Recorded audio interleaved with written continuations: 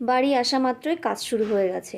তো কালকে রাতে এক গাদা মানে 2 বালতি জামা কাপড় কেচেছি। মনে হচ্ছে যেন 2 হাতে 5-5 10 কিলো নিয়ে আমি ছাদে উঠলাম। তো কি বলবো, ছাদে গিয়ে ছাদের ওই রেলিংগুলোতে তো পাখিতে সব পটি করে রেখে দেয়, বিচ্ছিরি একটা ব্যাপার হয়ে যায়। তো ছাদে দড়িগুলো নেই, তো এখানে একটা দড়ি টানার মতো কি একটা যেন ছিল, তো ওটা তোমাদের দাদাকে খুলে নিয়েছে। তো সেজন্য দড়ি টানানো নেই, তো আমাকে রেলিংগুলো দিয়েই মেলতে হবে। তো ভাবলাম একটু ঝাড় দিয়ে নিই। তো ঝাড় দেওয়া হয়ে গেছে। তো ওই জায়গায় দেখো আমি প্রচুর প্রচুর জামা কাপড় মেলেছি, আর আমার জামা কাপড় মেলা হয়ে গেছে, আর ছাদে জল রোদও দেওয়া হয়ে গেছে। এখন চলে যাচ্ছি নিচে, আর নিচে যাওয়া মাত্রই দেখতে পেলাম আরু মহারানী স্কুলে যাবে। তো দিদি রেডি করে দিচ্ছে বনুটাকে, আর বনুটা আবার বায়না শুরু করেছে, দিদি ক্যান নিয়ে আসো, ক্যান নিয়ে আসো। তো দিদি আবার চলে গেল ক্যান আনতে, আর এখানে দেখো চাদরটাও ফেলে রেখেছে। তো দেখো ওরা দুই বোনে বেরিয়ে পড়েছে স্কুলে যাওয়ার জন্য। তো দিদি মানে দিদি বলছি, আরও প্রথমে বায়না করছিল যে বাবার সঙ্গে স্কুলে যাবে, কিন্তু বাবা তো বলছে আমার হাতে সময় নেই বাবা, তুমি দিদির সঙ্গে যাও। আর দিদি বলছে বনু চলো আমিই দিয়ে আসি। তো বনু কিছুতেই রাজি হচ্ছিল না, যেই দিদি বলেছে হ্যাঁ বনু চলো সাইকেলে তোমাকে দিয়ে আসবো, তো তখন বনু রাজি হয়ে গেছে। তো যাই হোক, দুই বোনে বেরিয়ে পড়েছে, আর বনুকে পেছনে বসিয়েছে ঠিকই, কিন্তু বনু তো ছোটো এখনও, পাদানিতে পাটা রাখতে পারছে না। তো এই নিয়ে একটু চিন্তায় পড়ে গেছিলো। তো ভাবলো যে তাহলে বনুকে দাঁড় করিয়েই নিই, তো দাঁড় করিয়ে নিল।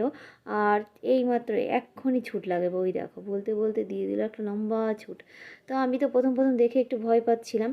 তো ওইদিকে বাজারে গেছিলাম, বাজার থেকে চলে এসেছি, আর দেখো বাজারে এই যে আলু, টমেটো, সিম, ধনেপাতা, মাছ, পালং শাক, কাঁচা টমেটো, আদা, টুকিটাকি জিনিস নিয়ে এসেছি। আর যেহেতু কালকে এসেছি, ঘরে তো একদমই বাজার ছিল না।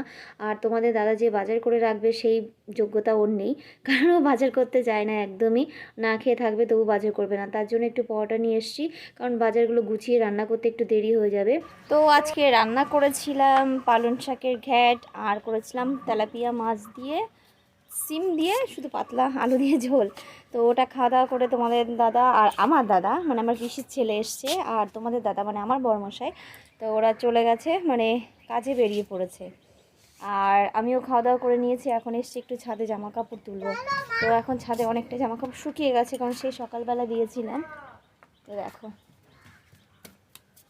সন্ধ্যা হয়ে গেছে, সন্ধ্যা দিয়ে এলাম। তো তো এখানে আরও দুধ খাবে, আর একটু চা করব, তার জন্য দুধ জাল দিচ্ছি। দেখো এটা কি বলো তো, হ্যাঁ এটা তো মাংস, কালকে রাতে তোমাদের দাদা আসার সময় দোকান থেকেই নিয়ে এসছে। তো কালকে রাতে তো আর খাওয়া হয়নি, সকালেও খাওয়া হয়নি, তো ভাবলাম বিকালেই চায়ের সঙ্গে কিছু মিছু করে নেব। তো এখানে উইংস আছে।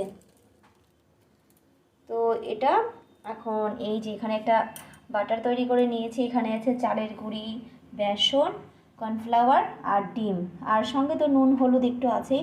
তো সেটা দিয়ে আমি বাটার করে নিয়েছি, আর এগুলো দিয়ে এখন পকোড়া করে নেব। তো চলো। তো এই দেখো আমাদের এখানে উইংসের পকোড়া হয়ে গেছে, আর সঙ্গে একটু গাজর আর পেঁয়াজ স্যালাড হিসেবে কেটে নিয়েছি। তো খেতে তো খুবই সুন্দর হয়েছিল। পরে ভয়েসটা দিচ্ছি যেহেতু স্বাদটা মনে আছে। কি বলো ওটা কি? হুম, তুমি বলো কি?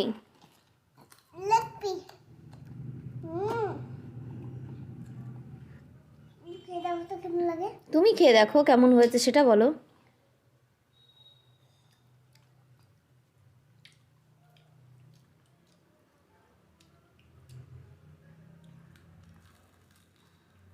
বাবা, ভালো হয়েছে?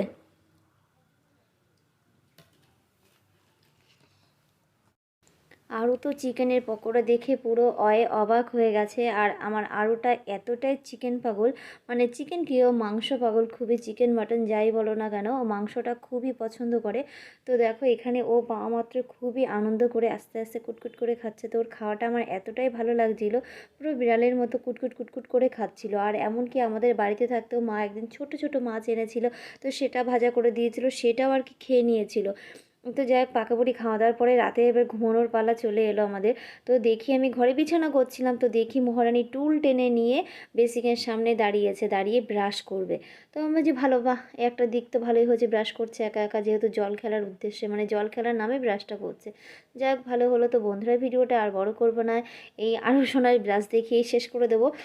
তো বন্ধুরা টাটা, আজকের মতো, আর গুড নাইট। আর প্লিজ প্লিজ আমার সঙ্গে থেকেও সাপোর্ট করো।